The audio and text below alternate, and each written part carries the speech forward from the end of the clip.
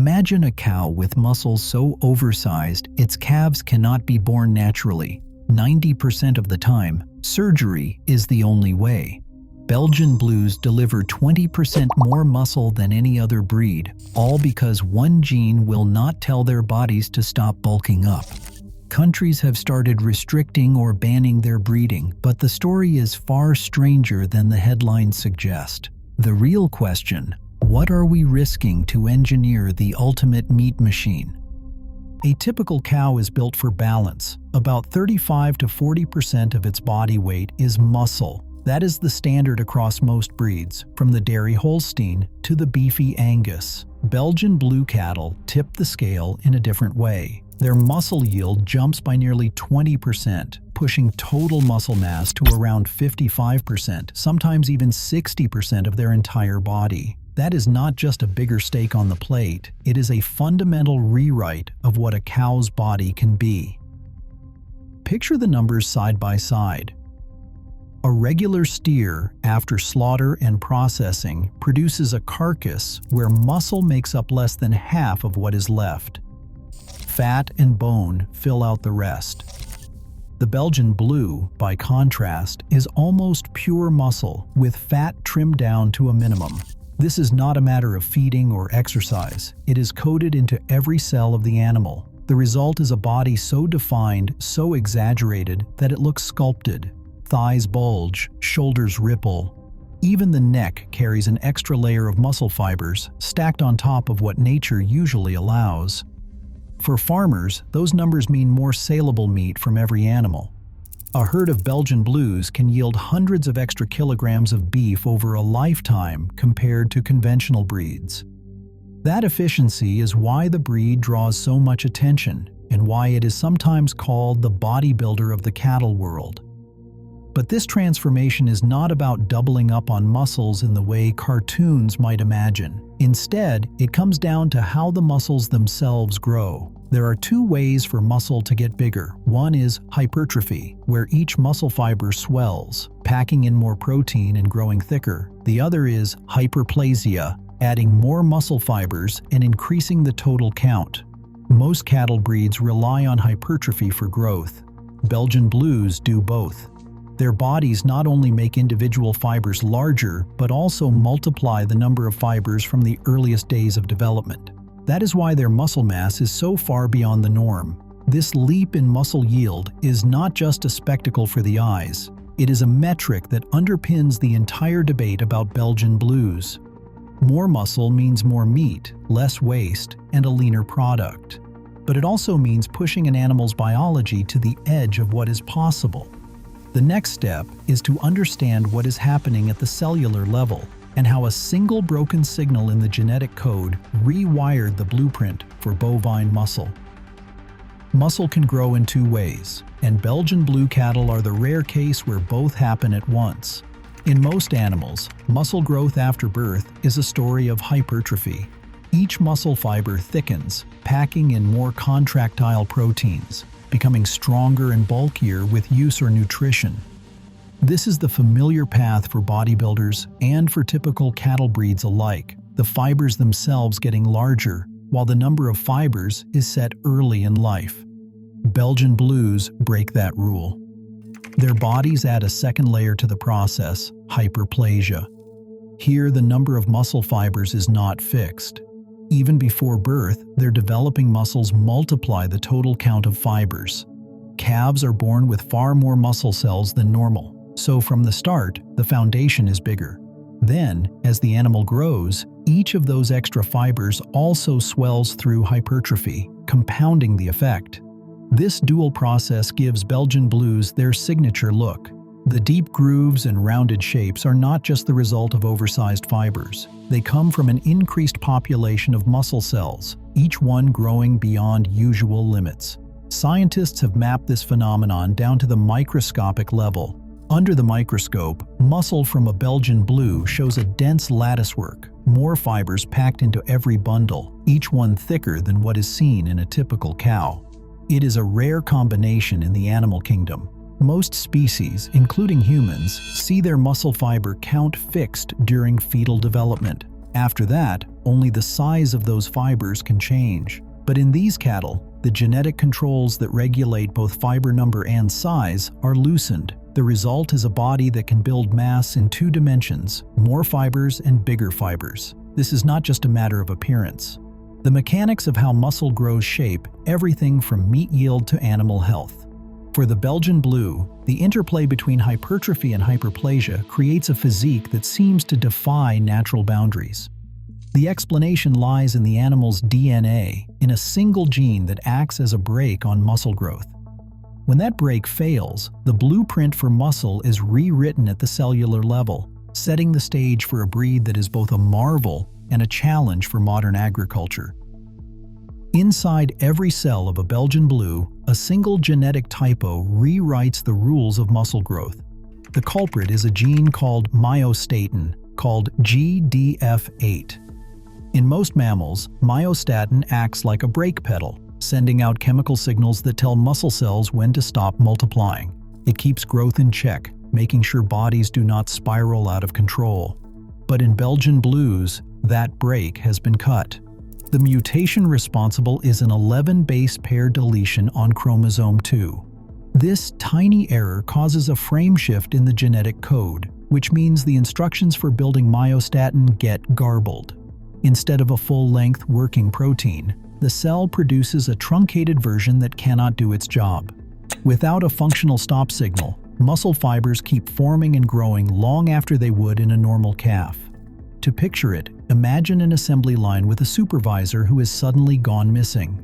Workers keep adding muscle cells, layer after layer, never hearing the order to stand down. The result is not 2 sets of muscles stacked on each other, but a single set that is both denser and more abundant.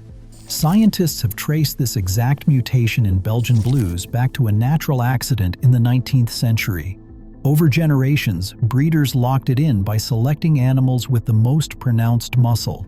Today, every purebred Belgian Blue carries 2 copies of this broken gene, one from each parent, guaranteeing the double-muscled outcome. This deletion does not just boost muscle, it alters the animal's entire physiology, affecting fat storage, organ size, and even the shape of the pelvis. The same myostatin pathway appears in other species too. When researchers knocked out myostatin in mice, the animals grew twice as muscular.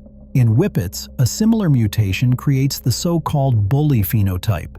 Even humans with rare myostatin mutations show dramatic muscle development. But nowhere is the effect as visually striking as in the Belgian Blue. The breed is living proof of how a single missing protein can turn biology's dial all the way up, overriding millions of years of evolutionary restraint. The story of the myostatin gene does not stop at cattle. Scientists first proved its power in a small, unlikely creature, the laboratory mouse. In the late 1990s, researchers at Johns Hopkins deliberately knocked out the myostatin gene in mice. The result was a strain dubbed Mighty Mouse. These animals were shockingly muscular, packing 2 to 3 times the muscle mass of their normal siblings. Their bodies grew broader, their limbs thickened, and even the smallest muscles bulged beneath the skin. The only thing that changed was a single missing protein. This phenomenon is not unique to rodents or cattle. The same genetic switch appears in dogs, where it is responsible for the bully whippet. In whippets, a breed known for its lean, aerodynamic build, a natural mutation in the myostatin gene can double the muscle mass. Dogs with 2 copies of the mutation look nothing like their slender relatives. Their shoulders and thighs are oversized, their chests barrel-shaped. They are faster in a sprint, but the extra bulk can strain their joints and their hearts. Even in humans, rare mutations in the myostatin gene have been found. Children born with this genetic quirk develop unusually large muscles in infancy. Their strength and muscle size far exceed the average, but the long-term health effects are still being studied. Across all these species, the pattern is clear. Myostatin acts as a universal brake on muscle growth. Break the brake, and the body's natural limits are erased. This cross-species pattern is not just a curiosity, it is proof that the mechanism behind the Belgian Blue double muscling is a deeply conserved part of mammalian biology. The same genetic error that sculpts a monster cow can turn a mouse into a bodybuilder or a whippet into a canine heavyweight. It is a reminder that sometimes changing just one word in nature's instruction manual is enough to rewrite the entire script for an animal's body. Inside the calving barn, the calendar is built around surgery. For a purebred Belgian blue cow, birth is not a natural process. It is an annual appointment with the operating table. The reason is simple and unyielding. The calves are too large, their shoulders too broad, and the mother's pelvis too narrow. As a cow's due date approaches, the veterinary team prepares for a cesarean section. There is no room for chance.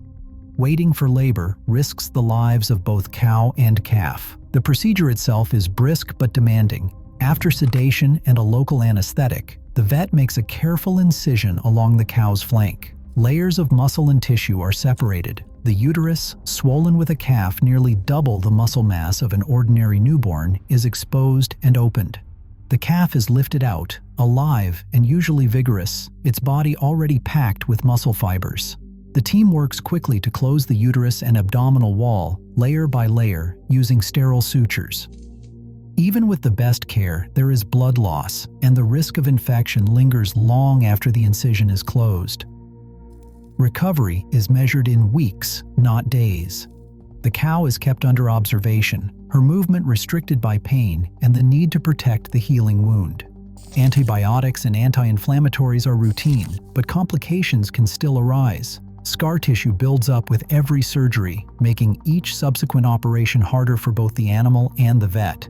Adhesions inside the abdomen can cause chronic pain or digestive problems. Some cows struggle to regain normal appetite or mobility, especially after repeated procedures. This rhythm, pregnancy, surgery, recovery, becomes the cow's reality year after year. For the veterinary staff, the work is clinical, but never casual. Each operation carries the weight of knowing that the animal's ability to give birth naturally has been bred out for the sake of muscle yield. In some herds, a cow will undergo 4, 5, even 6 cesareans in her lifetime before being culled for health reasons or declining fertility. The cost is not just in surgical supplies or lost production days, but in the animal's welfare. Chronic pain, increased risk of infection, and a shortened productive lifespan are the silent price paid for every extra kilo of muscle. Numbers are stark. In purebred Belgian blues, the need for surgical birth is not an exception, it is the rule. Veterinary literature and breed guides routinely cite rates between 90 and 99%. The annual rhythm of surgery and recovery defines the breed's existence. For those who care for these animals, the question is not whether the procedure can be done, but whether it should be done so often, and at such cost to the cow's well-being. The debate over muscle and meat is inseparable from the reality of the operating room. A Belgian blue cow stands in the recovery stall, stitched from flank to belly, her eyes dulled by painkillers and fatigue. For her, motherhood is never simple. The natural rhythms of birth have been replaced by annual cesarean surgery, an incision, a team of gloved hands, and the cold, bright light of the operating room. The wound from last year's cesarean has barely faded when the next pregnancy begins. Each time, the risk of infection grows. Scar tissue thickens. Appetite weakens. The cycle repeats until her body cannot take another cut. A veterinarian who has delivered hundreds of Belgian blue calves describes the job as a balancing act between skill and sorrow. He can save both mother and calf, but he knows the cost. Every operation carries its own dangers: unexpected bleeding, post-surgical pain, and the slow buildup of adhesions that twist the gut or tug at nerves. He's seen cows limp for weeks, refuse to eat, or develop chronic swelling along the scar. Some recover, but many are culled early, their productive lives shortened by the demands of the breed. For breeders, the decision to continue is not made lightly. One farmer, whose family has raised Belgian blues for 3 generations, recalls the pride of seeing a bull calf stand for the first time, muscles rippling under blue-gray skin. But he also remembers the nights spent watching over a cow after surgery, waiting for the fever to break, hoping the wound stays clean. He talks about weighing the extra kilos of beef against the hours spent tending to sick animals, the mounting vet bills, and the anxiety that comes with every calving season. It's not natural, he admits. It's what the market wants, but it's not what a cow was meant to endure. Animal welfare advocates point to the basic principles of good husbandry: freedom from pain, freedom to express normal behavior, freedom from distress. Belgian blue cows, they argue, are denied all three. The inability to give birth unaided is not a rare complication. It is a feature of the breed, locked in by decades of selection. Each year, thousands of cows undergo surgery, not because of illness or accident, but because their bodies have been shaped for muscle, not for life. The scars are hidden beneath short hair, but the ethical weight is hard to ignore. The debate runs deeper than profit and loss. It's about the boundaries of human intervention. How far should we go in pursuit of efficiency, and at what cost to the animals themselves? For every breeder who sees a marvel of genetics, there is a vet who sees a patient in pain. The question lingers in every barn and every surgery: is more muscle worth the price paid in suffering? Sweden's animal welfare law never singles out Belgian blue cattle. Instead, it sets a clear boundary. Animals must not be bred in ways that cause avoidable suffering. This principle, echoed in both the Swedish Animal Welfare Ordinance and Denmark's Animal Welfare Act, forms the legal basis for restrictions on double-muscled breeds. The law targets breeding practices that create a predictable risk of pain, injury, or distress due to inherited traits. For purebred Belgian blues, the evidence is stark. Routine cesarean sections are not an occasional measure but a necessity. Veterinary guidelines and court records document dystocia rates for these cattle that reach 90% or higher, far above any other breed. The statute's intent is unambiguous. Breeding must prioritize animal health and welfare, ensuring offspring are not made to suffer from hereditary defects or extreme body shapes. Regulatory agencies such as Jordbruksverket in Sweden and Fødevarestyrelsen in Denmark interpret this as a ban on breeding animals whose young cannot be born naturally. Enforcement is carried out through licensing and farm inspections, not through outright bans. Since 2012, no new registrations for purebred Belgian blue herds have been approved in Sweden. In 2018, a court ruling in Denmark fined a breeder for inseminating purebred Belgian blues, citing the law's prohibition on causing unnecessary suffering through inherited traits. The statutes do not ban the breed itself. Instead, they restrict breeding practices that lock animals into a cycle of surgical births and recovery. Crossbreeding is allowed if the resulting calves can be born without intervention. Meat from Belgian blue crosses is sold legally, and imported semen is permitted under strict regulations. The law focuses on outcomes, not genetics.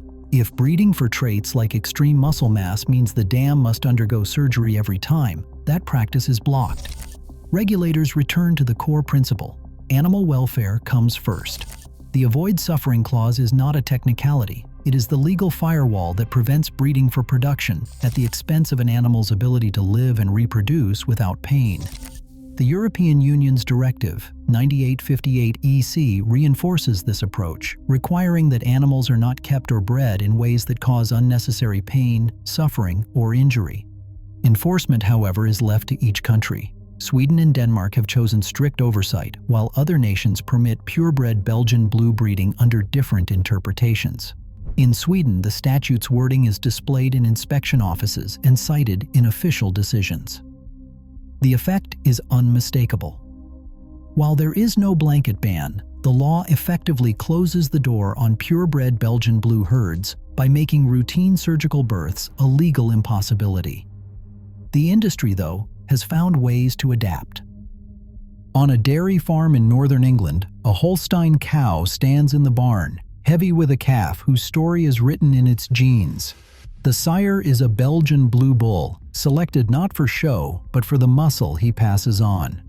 This is where biology answers the market's call. Purebred Belgian blues, with their extreme muscle and need for surgical birth, are rare on these farms. Instead, crossbreeding has become the practical path forward. Dairy farmers use artificial insemination to pair Holstein cows with Belgian blue sires. The goal is straightforward: produce a calf that carries some of the Belgian blue's muscle, but avoids the calving problems that plague the pure breed. The Holstein, bred for easy births, provides room for a crossbred calf to be born naturally. In these crosses, about 95% of calves arrive without intervention, a stark contrast to the nearly universal C-section rate in pure Belgian blues. For farmers, this difference is more than convenience. It is a matter of economics. A crossbred calf born from this pairing stands quickly and shows more muscle than its dairy breed siblings. By weaning, its growth outpaces the rest, and its frame commands a higher price at market.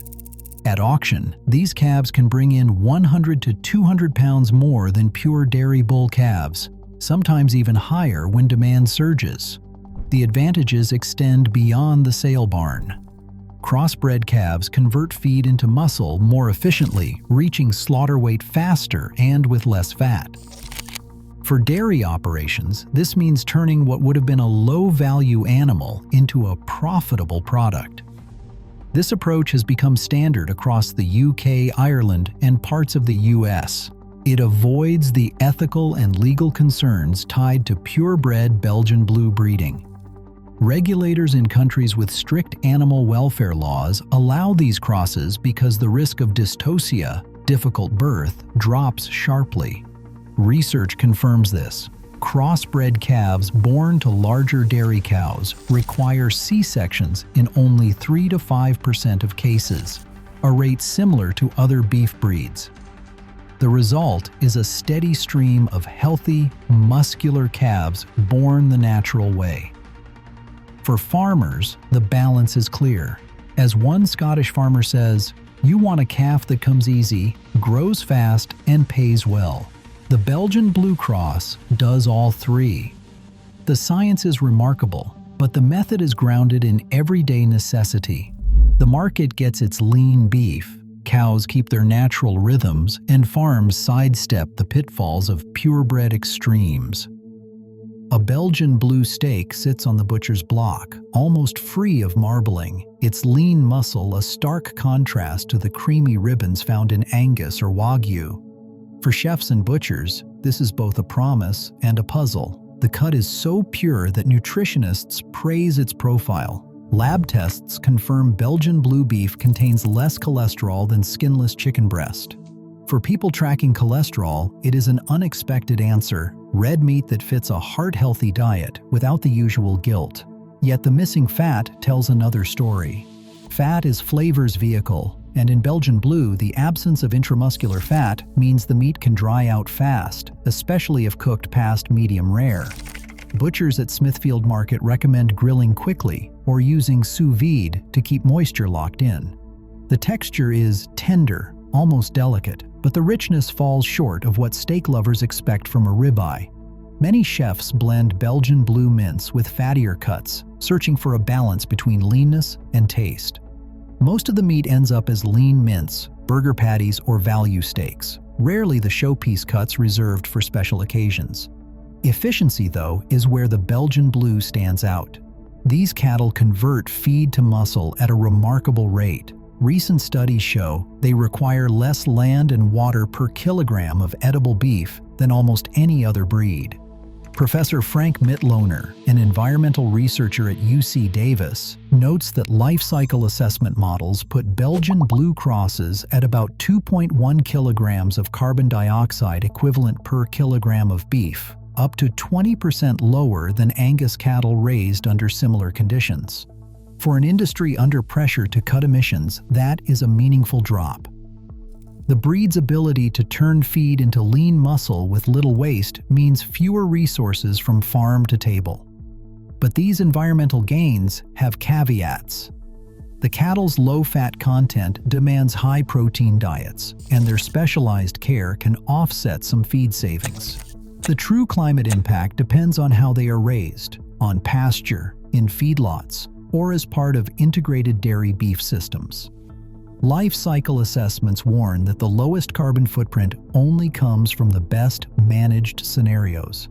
Still, in markets where efficiency matters and lean meat is prized, Belgian blue crosses hold a clear advantage. For chefs, butchers, and researchers, the Belgian blue is a lesson in trade-offs. More meat, less fat, a smaller environmental footprint if all goes right. But flavor and ethics are harder to measure, and the search for the perfect beef continues. Gene editing has turned the Belgian blue from an agricultural outlier into a blueprint for the future of livestock. In labs from California to Beijing, scientists now use CRISPR to make precise changes to animal DNA, copying the Myostatin mutation that made the Belgian blue famous. In one project, researchers removed the gene responsible for horn growth, creating cattle that never need dehorning, a procedure long criticized for its pain. Another line of experiments targets coat color, aiming for lighter shades that reflect more sunlight and help animals cope with rising global temperatures. The success of these edits is measured in months, not generations. A single round of CRISPR can do what decades of selective breeding once required. In China, teams have used gene editing to create pigs with myostatin knockouts, packing on muscle, just like the Belgian blue. In the Netherlands, sheep with the same tweak grow faster and yield more meat. The technology spreads quickly, and the barriers that once kept extreme traits in a single breed are gone. The genetic code for double muscling, once a Belgian blue signature, is now just a few keystrokes away for any species. A gene editing scientist at the University of California, Davis, describes the process as both thrilling and sobering. She explains that CRISPR makes it possible to eliminate horns, improve heat tolerance, or boost muscle growth without bringing along the side effects of traditional inbreeding. But she also warns that the same tools can introduce new risks, unexpected health problems, off-target effects, or traits that look good on paper but cause suffering in practice. The regulatory landscape is a patchwork. In the United States, gene-edited cattle can reach the market if they contain no foreign DNA, skirting the strict rules that apply to genetically modified organisms. In the European Union, the same animals are classified as genetically modified and face years of review before approval. A bioethicist at the University of Oxford asks where the line should be drawn. Is there a difference between exploiting a natural accident, as with the Belgian blue, and designing animals from scratch? She points out that each edit, however small, carries a moral weight. The Belgian blue's story is no longer unique. The tools that built its body are now available to reshape the entire barnyard. With each new trait copied and pasted from one species to another, the question grows louder. How far should we go in the quest to engineer the perfect animal? Right now, gene editing lets us shape animals to fit our desires, not just nature's limits. But when 99% of a breed's calves cannot be born without surgery, efficiency comes at a cost we cannot ignore. As technology accelerates, the real question is not what we can engineer, it is what we are willing to accept. What would you choose? Let us know in the comments.